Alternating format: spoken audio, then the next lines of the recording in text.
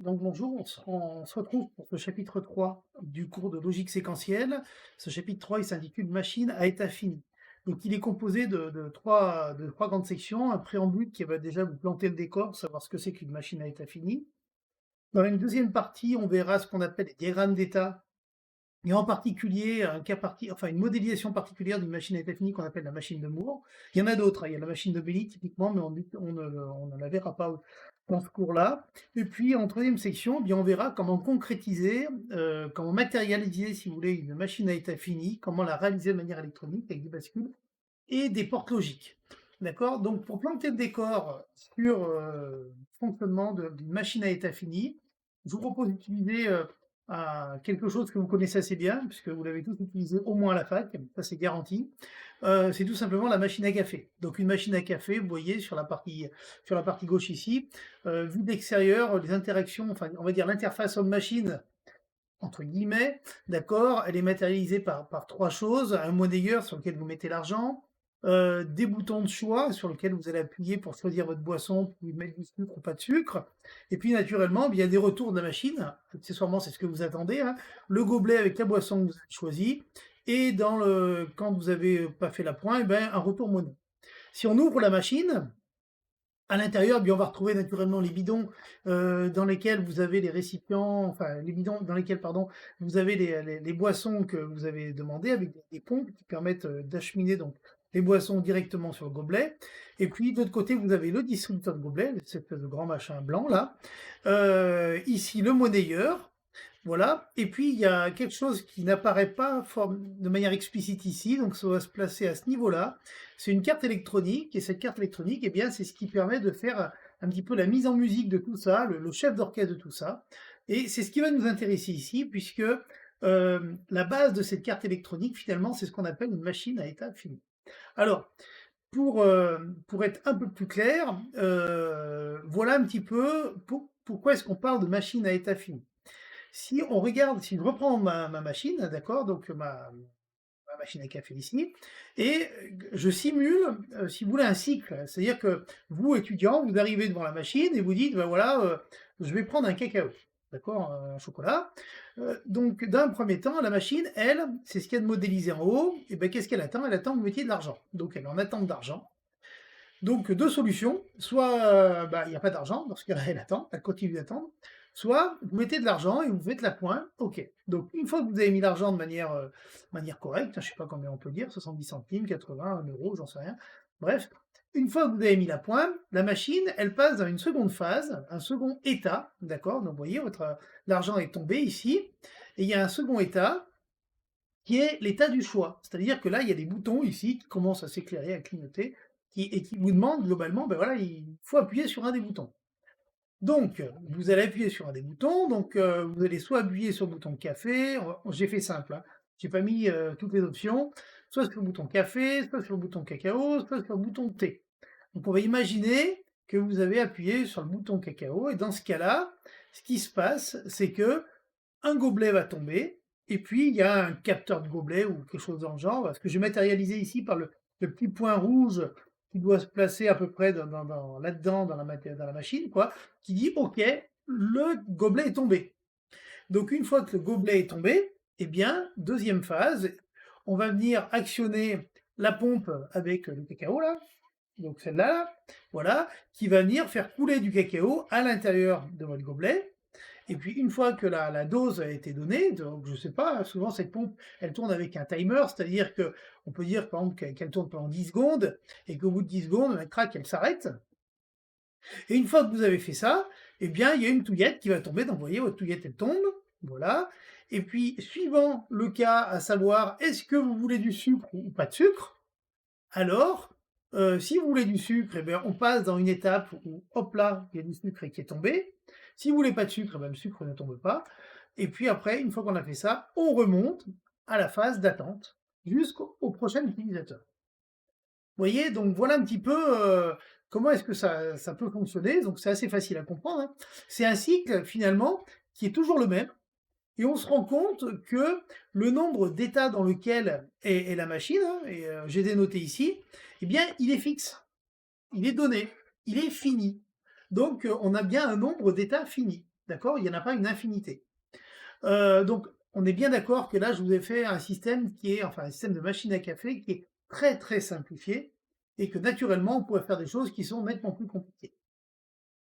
Bref, donc la remarque que l'on peut faire là-dessus, c'est que finalement, on peut voir que, la machine à café, d'un côté, il y a toutes les parties électromécaniques, électroniques qui permettent de réaliser l'action, quoi. Typiquement, de faire tomber le gobelet, de mettre du sucre, de mettre du café, du thé, du cacao, ce que vous voulez. Les boutons sur lesquels on appuie, l'afficheur qui va donner des informations. Ça, c'est la partie rouge, c'est la partie qui est à droite. On appelle ça la partie opérative. D'accord? Pourquoi opérative? Parce que c'est elle qui fait les opérations. Et puis de l'autre côté, on a, si vous voulez, dans la partie verte, heu, cette partie verte, elle est un petit peu cachée, elle est souvent cachée dans une carte électronique et c'est ce qu'on appelle la partie contrôle. Parce que c'est en réalité, c'est le chef d'orchestre, c'est elle qui va dire: «Bah, attends, d'abord, s'il y a la monnaie, alors fais ça». Si on appuie sur le bouton café ou cacao, alors fais tomber un gobelet. Alors mets la pompe café ou cacao. Fais tomber la touillette. Donc vous voyez, la partie verte, cette partie-là, là, c'est le chef d'orchestre. C'est le chef d'orchestre, il donne les ordres à la partie opérative. Et la partie opérative, elle va exécuter les ordres et en retour, va pouvoir dire à la partie verte, OK, le gobelet est bien tombé. OK, le bouton sur lequel il a appuyé, c'est celui-là. Oui, vous voyez? Donc c'est vraiment 2 parties qui marchent de concert. C'est-à-dire qu'on ne peut pas faire l'un sans l'autre. Souvent, quand on veut faire un parallèle, on va dire que la partie contrôle, c'est le chef d'orchestre et la partie opérative, c'est les musiciens. C'est-à-dire que si on prend les musiciens tout seuls, ils sont incapables de jouer et si on met le chef d'orchestre tout seul, il va s'agiter dans le vide, mais il n'y aura pas de musicien en face. D'accord? Donc il faut vraiment les 2 parties. Sur la partie opérative, on peut noter qu'on a une sortie. Enfin, on a des sorties. Alors les sorties, bon, il y en a une qui est super classique dans le cas présent, c'est tout simplement bah, le café. Est-ce que vous enfin le café, le gobelet avec la boisson qu'il y a dedans. C'est ce qu'on attend. Mais il y en a d'autres sorties qui sont un petit peu plus subtiles. Il y en a une, par exemple, ça va être l'afficheur. Vous voyez l'afficheur bleu qui est ici, eh bien c'est aussi une sortie. Parce que c'est quelque chose qui produit une information vers l'extérieur. D'accord? Une autre sortie, c'est tout simplement le retour monnayeur. Ça, c'est une sortie aussi. D'accord? Et puis, naturellement, il y a des entrées. Alors les entrées, je les ai c'est un peu maladroit de les mettre comme ça, mais je pense que c'est assez juste. Ces entrées, finalement, elles touchent et la partie contrôle et la partie opérative. Donc dans ce cas-là, les entrées, bien, sur cet exemple-là, sont nombre de 2, hein. On pourrait presque dire 3. La première, c'est tout simplement l'argent qu'on va mettre dans le monnayeur. La deuxième entrée, c'est sur quel bouton de boisson on va presser. Et la troisième qu'on pourrait considérer, c'est est-ce qu'on met du sucre ou on met pas de sucre. Voilà. Vous voyez? Donc voilà les entrées, voilà les sorties, et surtout, voilà ces deux parties, contrôle et la partie opérative. Donc, partie contrôle et partie opérative, c'est des choses qu'on trouve dans la littérature qu'on appelle souvent POPC, partie opérative, partie contrôle. Ça, c'est très classique. La partie opérative, partie contrôle, on la trouve aussi sous le nom de partie commande, d'accord? Et la partie opérative, on peut aussi trouver ça sous le terme chemin de données ou data pass, d'accord? Donc, je vous ai donné l'exemple d'une machine à café. Sachez que dans un système numérique, c'est exactement la même chose. La différence, c'est que au lieu d'avoir des pompes avec un gobelet qui tombe, du café, du cacao et toutes ces choses-là, eh bien, on va plutôt avoir un système avec typiquement des unités arithmétiques et logiques, des bascules, toutes ces choses-là. Des choses qui font des opérations. D'accord? Typiquement, un processeur est basé sur un système POPC pareil. D'accord? Il y a une partie contrôle, une partie opérative. La différence avec un processeur, c'est que la partie contrôle n'est pas un système à état fini, puisque c'est un système programmé. Donc le nombre d'états est infini. Voilà. Donc, dans un premier temps, je vous propose de noter, maintenant que je vous ai un petit peu planté le décor, de noter ces choses-là. Donc, juste avant de noter, euh, à titre plus light, on pourrait dire, voilà un petit peu le schéma qu'on donne lorsque l'on veut schématiser une partie commande ou une partie contrôle et une partie opérative. C'est-à-dire que la partie commande, partie contrôle si vous préférez, donc va donner va envoyer des signaux de contrôle à la partie opérative et la partie opérative, elle va retourner des retours d'opération, des acknowledgements typiquement, à la partie commande. Les entrées vont être adressées aux deux, à la partie commande et à la partie opérative, et les sorties, naturellement, seront toujours issues de la partie opérative. On se rend compte d'une chose, c'est que À minima, la partie commande ici, la partie contrôle, sera synchrone avec une horloge. Alors, il se peut que la partie opérative, si elle est complexe, ait besoin d'une horloge, mais la plupart du temps, c'est pas toujours le cas. On note tout ça? Donc, vous notez, chapitre 3, machine à état fini, grand 1, préambule.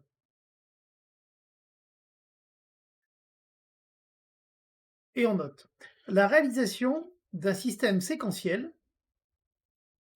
la réalisation d'un système séquentiel se décompose en deux parties distinctes, à savoir, d'une part, l'évolution du système, et d'autre part, les opérations à réaliser à chaque étape. Et d'autre part, les opérations à réaliser à chaque étape. Point.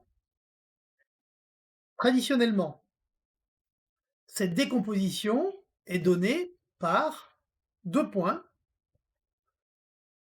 Premier tiret, une partie opérative, appelée aussi data pass, donc data pass, d'accord, data DATA, plus loin pass PATH, d'accord, c'est le terme anglais, entre parenthèses, chemin de données, fermez la parenthèse, qui rassemble tous les composants nécessaires à l'exécution de fonctions telles que des compteurs, des registres, des unités arithmétiques et logiques, au petit point. Deuxième tiret, la partie contrôle ou commande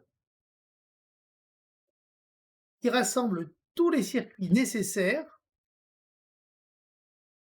à la génération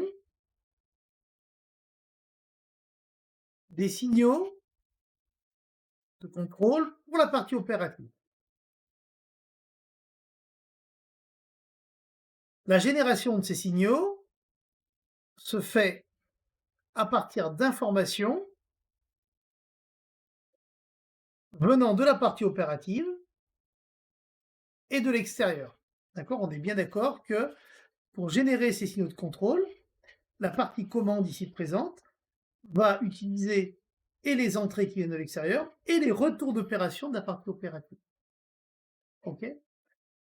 Donc tous ces deux items, vous pouvez reprendre, alors je crois que vous l'avez, je vous l'ai donné, mais sinon vous pouvez le recopier. Vous pouvez reprendre ce schéma-là. D'accord? Au-dessous de ça, on va noter une chose qui est importante. Dans le cas de système séquentiel synchrone, dans le cas de système séquentiel synchrone,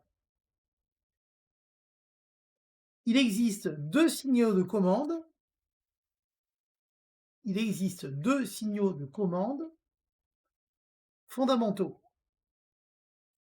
Deux points. Premier tiret, l'horloge, permettant le séquencement des différentes opérations. Deuxième tiret, le reset, permettant l'initialisation du système. Donc, en d'autres termes, savoir où est-ce qu'on commence. Point. Donc, vous sortez des items et vous notez une machine à état représente la partie contrôle d'un système numérique. Une machine à état représente la partie contrôle d'un système numérique, c'est-à-dire le cerveau du système. Tandis que la partie opérative pourrait être assimilée aux jambes. C'est assez imagé, mais bon, c'est la réalité. Voilà, point. Donc maintenant, je vais vous expliquer, maintenant qu'on a vu cette notion de partie opérative et partie contrôle, eh bien, je vais vous expliquer comment est-ce qu'on fait pour modéliser, cette notion de machine à état fini et puis, quelle tête ça peut avoir. Donc, je reprends ma machine à café. Vous voyez ma machine à café, c'est l'espèce de petit, cheminement que l'on avait fait, sur la droite sur la gauche, ici en couleur. Alors, cette partie contrôle, si on veut la modéliser par une machine à état fini, eh bien, ça va donner ce qu'on appelle le graphe d'état suivant. Donc, vous voyez ce que vous avez à droite. Donc, le graphe d'état, eh bien, il est très proche en réalité de ce petit graphique multicolore qu'on a à gauche. En réalité, un graphe d'état, c'est fait de la manière suivante, c'est-à-dire que chaque état du système, alors l'état, faut pas se prendre la tête, hein. L'état, c'est simplement la description dans lequel est votre système. C'est l'état dans lequel il est, d'accord? Ici, par exemple, le premier état, ce qu'on appelle l'idle, c'est un état d'attente, d'accord? Et vous voyez, on est dans l'état numéro 0, et puis cet état, eh bien, il va passer à l'état numéro 1, où là, on va faire le choix, à la condition que automatiquement on ait la condition argent qui soit OK. C'est-à-dire que tant que argent n'est pas OK, eh bien on reste dans l'état 0. Une fois qu'on est dans l'état 1, eh bien on va avoir trois conditions. Soit on appuie sur café, soit on appuie sur cacao, soit on appuie sur thé. Dans les trois conditions, on va avoir trois états qui sont différents, le 2, le 3 et le 4. Donc tout à l'heure, on avait pris l'exemple sur lequel on presse sur cacao. Si on presse sur cacao, ça veut dire que celui-là est vrai et les deux autres ne sont pas vrais. On est bien d'accord que si on presse sur rien actuellement, eh bien on reste, alors j'aurais pu faire une petite boucle, mais ça allait vraiment surcharger le graphe, hein, eh bien on reste dans le choix. On reste dans cet état-là tant qu'on n'a pas appuyé sur un des trois boutons. Donc une fois que cacao a été validé, on passe dans l'état numéro 3. Donc vous voyez, le cycle c'est 0, 1. À ce niveau-là, on a le gobelet qui va tomber. Et pour passer à l'état suivant, eh bien, on doit vérifier que le gobelet est bien tombé. Donc là, c'est pareil, on pourrait avoir, si vous voulez, une condition récursive, enfin, oui, récursive sur elle-même, qui nous dit, ben voilà, tant que gobelet n'est pas tombé, on reste dans l'état 3. Bon, si gobelet est tombé, alors on passe à l'état numéro 6. Et l'état numéro 6, donc ici, on imagine que l'on a un petit timer, d'accord, que j'ai appelé T, donc, et avec qui met en marche une pompe, la pompe devant fonctionner pendant 10 secondes. Donc, tant que le timer de la pompe est inférieur à 10 secondes, ben, on pompe. Et puis, dès que le timer de la pompe est égal à 10 secondes, on arrête de pomper et on passe à l'état numéro 8 qui va faire tomber la touillette. D'accord? L'état numéro 8, on a deux conditions. Donc, c'est exactement ce qu'il y avait sur la gauche ici, hein. Soit on n'avait pas appuyé sur le petit bouton on veut du sucre, dans ce cas-là, on remonte directement à l'état d'attente, soit on a appuyé sur le bouton sucre, et à ce niveau-là, eh bien, on passe dans l'état numéro 9, où on fait tomber le sucre, et après on repasse dans l'état d'attente. Donc on se rend compte d'une chose, c'est que, si vous voulez, voilà ce que j'ai mis en bleu et en rouge, il y a deux types d'événements. Il y a, si vous voulez, en bleu, ce qu'on appelle les états. Les états sont associés à des actions. C'est-à-dire que, par exemple, si je prends l'état numéro le 2, le 3 ou le 4, qui sont des états qui sont quasiment identiques, c'est l'action, on fait tomber le gobelet. Donc voilà, typiquement, vous voyez, c'est ce que j'ai noté ici, la chute du gobelet. Donc ça veut dire que quand on est dans un état, eh bien, on va venir envoyer une information à la partie opérative. On envoie un ordre. D'accord? Au contraire, en rouge, vous avez ce qu'on appelle des informations qui permettent de travailler sur les conditions de transition. Typiquement, si je prends le premier, l'argent, par exemple, vous voyez, savoir si l'argent est OK ou pas, donc si on a bien mis la pointe dans la machine, eh bien, pour passer de l'état d'attente à l'état choix, d'accord, on est obligé de valider la transition selon laquelle argent est bien, argent est OK. Donc au contraire, argent, tout ce qui est en rouge, toutes les transitions argent, choix du bouton, capteur gobelet, timer pompe, choix du sucre, c'est des retours de la partie opérative. D'accord? Donc on retrouve bien, si vous voulez, ce qu'on avait noté juste avant, qui était que mince, voilà, qui était que on va envoyer des informations, donc ça c'est la partie, c'est les états, d'accord? Ce qui est en bleu, et au contraire, on va attendre des retours d'opération qui vont nous permettre d'évoluer, et ça c'est la partie rouge, ici présente. OK? Donc tout ça, on va le noter dans un premier temps, et puis après, on détaillera un petit peu plus en détail ce que c'est qu'un graphe d'état, donc c'est ce qu'on a là, et comment ça fonctionne. Donc on note la chose suivante. Donc vous mettez grand 2, quand vous avez mis grand 1 préambule, on met grand 2, machine à état fini. Et on note une machine à état fini, ou finite state machine, ce qu'on trouve en anglais sous le terme FSM, c'est très classique, hein, est une abstraction des circuits séquentiels, est une abstraction des circuits séquentiels basée sur la notion d'état.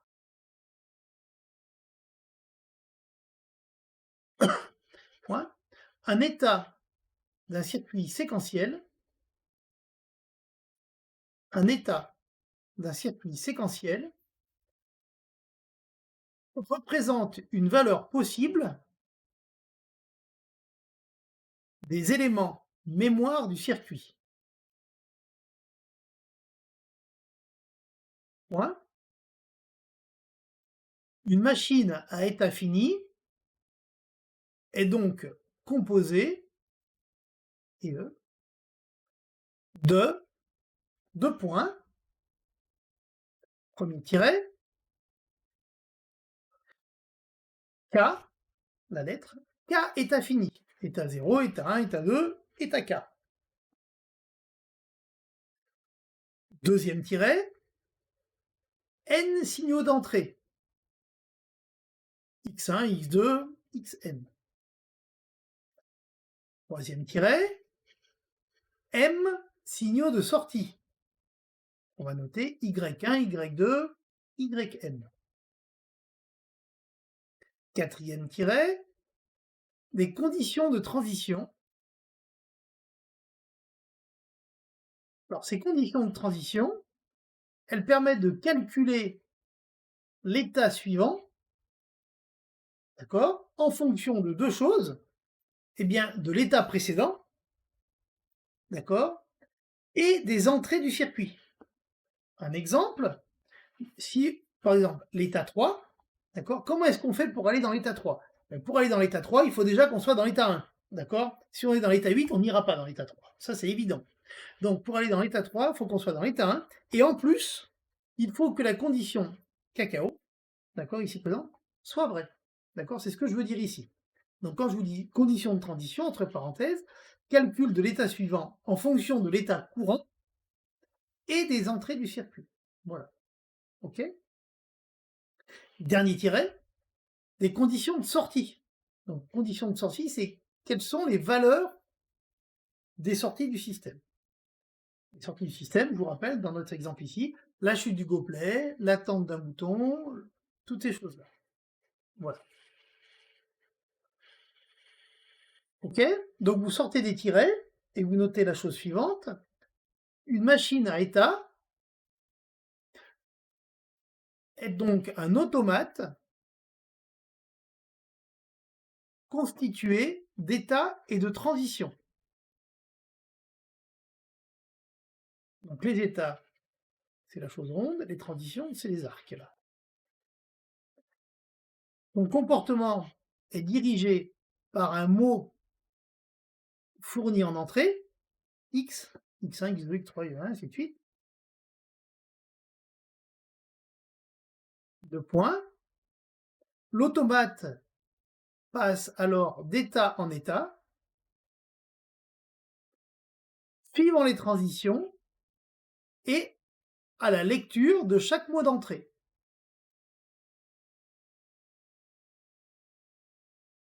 Point. à chaque état, l'automate produit des valeurs de sortie, les Y, Y1, Y2, Ym. Voilà. Donc, à la suite de ça, vous allez mettre petit 1, donc on est toujours dans grand 2 machine d'état, petit 1, diagramme d'état. Alors, on va détailler un petit peu la notion de diagramme d'état, d'accord? Parce que c'est quand même important. Donc là, je vous ai remis le diagramme d'état, celui qu'on a vu juste avant. Et puis, je fais un zoom justement sur ces ronds et puis ces traits, parce que ça peut sembler un peu mystique. Donc, je vous explique d'abord, et puis après, vous le noterez. Donc, quand on fait un diagramme d'état, il y a deux parties dans le diagramme d'état. Donc, les cercles. Donc, les cercles représentent ce qu'on appelle l'état du système. Donc, la notation, conventionnellement, elle est faite de la manière suivante.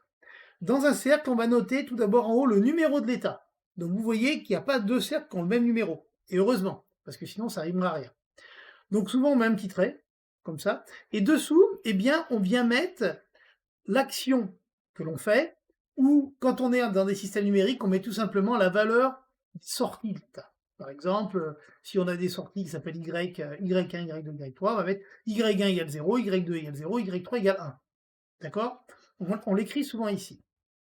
Voilà. Donc ça, c'est l'état. D'accord? Donc ici, par exemple, vous voyez, numéro 3, chute de gobelet, ben là, c'est le numéro de l'état, et puis dessous, ce qui se passe. Alors, entre les états, il y a ce qu'on appelle les arcs orientés. Un arc orienté, qu'est-ce que c'est? Eh bien, quand on est dans un graphe comme ça, les différentes branches de l'arc s'appellent des arcs. Pourquoi on dit orienté? Tout simplement parce que on met une petite flèche pour dire que on peut aller de l'état 1 à l'état 4, mais on ne peut pas aller de l'état 4 à l'état 1. Donc, on a vraiment une orientation. Ça, c'est vraiment important. OK? Et donc, on va déterminer que l'état de départ, c'est ce qu'on appelle l'état source, et l'état d'arrivée, ça s'appelle l'état cible. Entre les deux, on a ce qu'on appelle une condition de transition. Donc la condition de transition, au même trait, et puis on vient mettre la valeur qui nous permet d'avoir une transition qui est vraie. Alors dans certains cas, on met rien. Vous voyez, ici par exemple, quand on est dans l'état 9 et on remonte à l'état 0, il n'y a rien de marqué. S'il n'y a rien de marqué, ça veut dire qu'il n'y a pas de condition de transition. Ça veut donc dire que une fois qu'on a mis le sucre, quoi qu'il arrive, on va remonter là-haut. D'accord? Ok, ça c'était l'explication. Maintenant, on va noter. Alors, on note le diagramme d'état ou graphe d'état. Alors, graphe, faites gaffe, ça s'écrit G-R-A-P-H-E. D'accord? Le diagramme d'état ou graphe d'état, entre parenthèses, aussi appelé graphe de transition, est une représentation graphique d'une machine à état fini. Point. Dans un graphe d'état, on représente chaque état par un cercle dans lequel sont notés le label, donc le numéro d'état, si vous préférez, d'accord? Dans lequel sont notés le label de l'état, ainsi que l'état des sorties. Donc, pouvoir faire ce petit schéma-là, en haut. Vous voyez le cercle avec le numéro de l'état et puis dedans l'état des sorties. Point.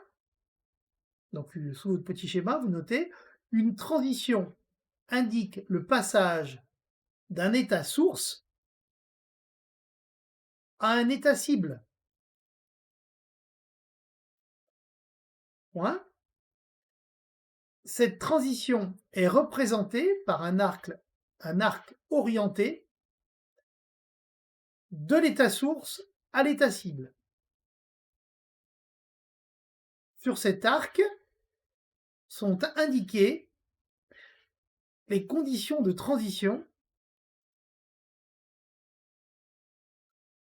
permettant de passer d'un état à un autre.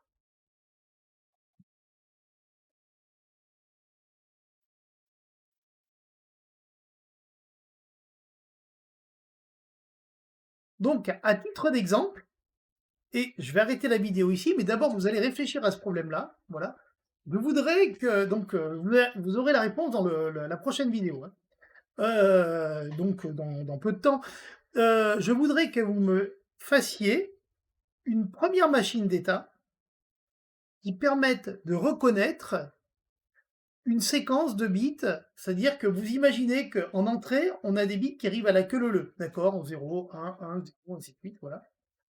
Et je voudrais que, vous fassiez une machine d'état qui détecte quand est-ce qu'on a une séquence de qu'on a la séquence 1-0. C'est-à-dire que vous imaginez que vous avez, des bits qui arrivent 0, 0, 0, 1, 0, 0, 1, 1, 1, 1, 0, ainsi de suite, voilà. Et dès que vous avez la séquence 1, 0, d'accord? Eh bien, votre machine d'état va passer en sortie à l'état 1 et puis repasse à 0 après. Donc à chaque fois que vous avez la séquence 1, 0, vous passez à l'état 1 et puis vous repassez à l'état 0 après. D'accord? Donc c'est une machine d'état qui est super simple, hein, 3 états. Donc essayez de réfléchir à ça et puis on se retrouve, eh bien, pour la prochaine vidéo. Bonne chance.